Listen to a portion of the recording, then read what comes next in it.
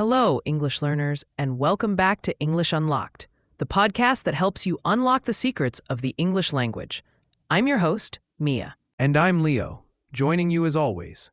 Today, Mia, we're diving into a topic that's absolutely essential for connecting with people and truly expressing yourself.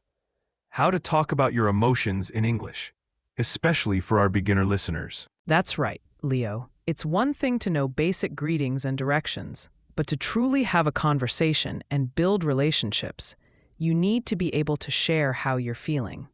It's like having a limited palette of colors when you want to paint a masterpiece.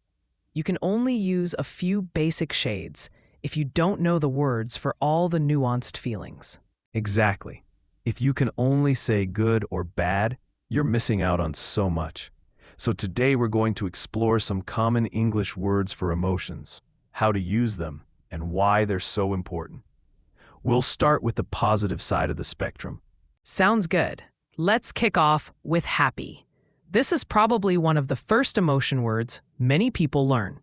When are you happy, Leo? Well, Mia, I'm happy right now, talking to all our wonderful listeners.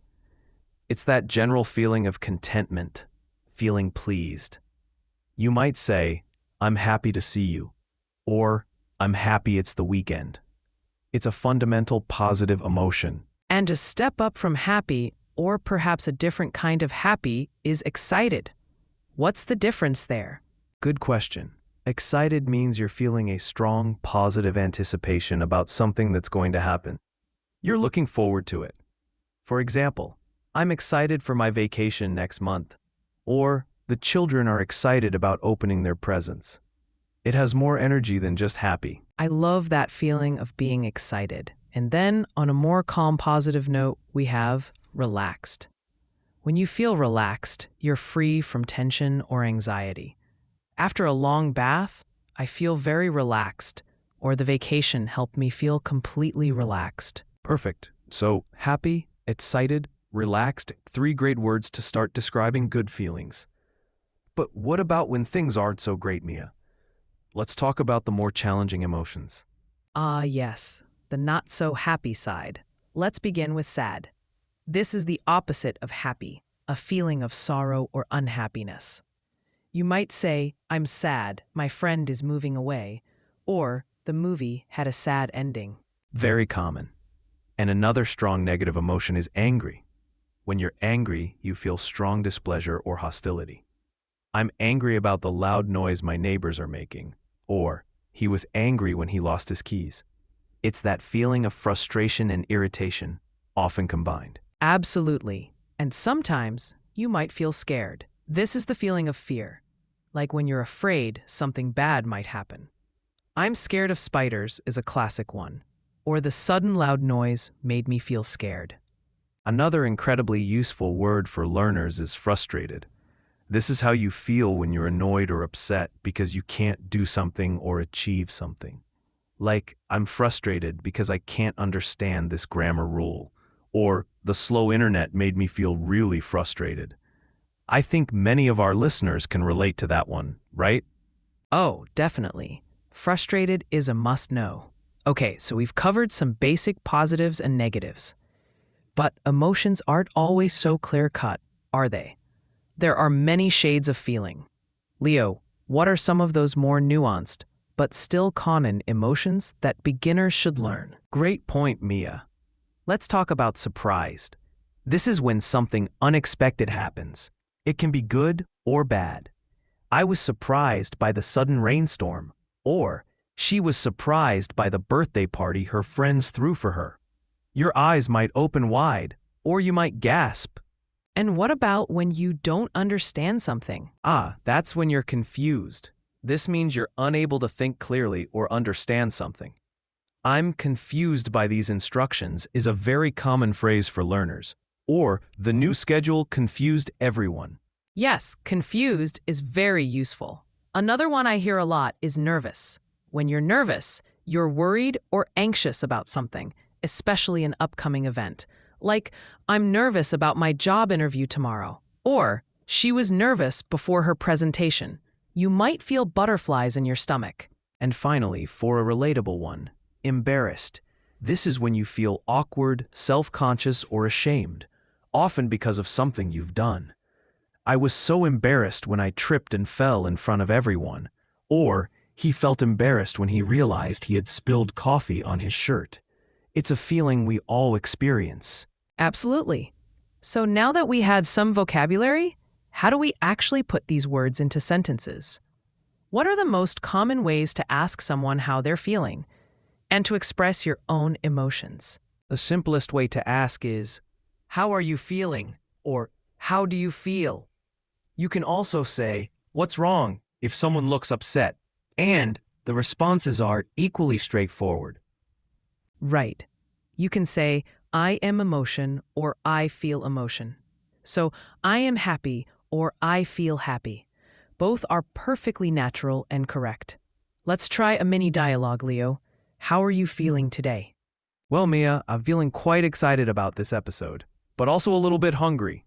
How about you? How are you feeling? I'm feeling very relaxed today, actually. It's a lovely sunny day here. See how easy that was? We used excited, hungry, and relaxed. And notice how Leo used a little bit hungry, and I used very relaxed. That brings us to another great tip, using intensifiers. Yes, you can add words like very, really, or extremely to make an emotion stronger. I'm very happy. I'm really angry. Or, to make it softer, you can say a little or a bit. I'm a little sad. I'm a bit confused. These small words make a big difference in how accurately you express yourself. That's a fantastic point, Leo. So instead of just I'm sad, you can say I'm a little sad, which sounds softer, or I'm very sad, which sounds much stronger. It adds nuance. And for our beginner listeners, remember the basic structure. I am or I feel, followed by the emotion word, and optionally an intensifier. Now, we can't talk about emotions in English without mentioning a couple of common idioms. These are phrases where the meaning isn't obvious from the individual words, but they're used all the time. For very happy, you might hear someone say they are over the moon. Oh, that's a good one. Like, when I got the job offer, I was over the moon. It means incredibly happy. And for very sad, sometimes people say they are down in the dumps. Like, he's been down in the dumps ever since his dog ran away. Exactly. So, over the moon and down in the dumps are two simple but very common idioms for extreme happiness and sadness. You don't need to learn hundreds of idioms all at once, but picking up a few common ones like these can really make your English sound more natural. To wrap up today's lesson, the most important thing is to practice. Start by noticing how people around you or characters in English movies and TV shows express their emotions. Listen to the words they use and the tone of their voice. Then, try using these words in your own conversations. Don't be afraid to make mistakes. Everyone does when they're learning a new language. The goal is to be understood and to connect. So, next time someone asks you, "How are you feeling?" try to use one of the new words you learned today. Maybe you're excited, or a little bit confused, or even relaxed. Absolutely. To summarize, learning emotion words like happy, sad, excited, frustrated, confused, and nervous is incredibly important for genuinely communicating in English. Remember, you can say I am or I feel, followed by the emotion, and use words like very or a little to add detail. And remember those fun idioms, like over the moon or down in the dumps, to add some extra flavor to your speech. The key takeaway is to start small. Use these words and observe how others use them. It will open up so many new avenues for communication. We hope this episode has helped you feel a little more confident about expressing your emotions in English. Thanks for tuning in to English Unlocked. Join us next time for more tips and tricks to master the English language. Bye for now.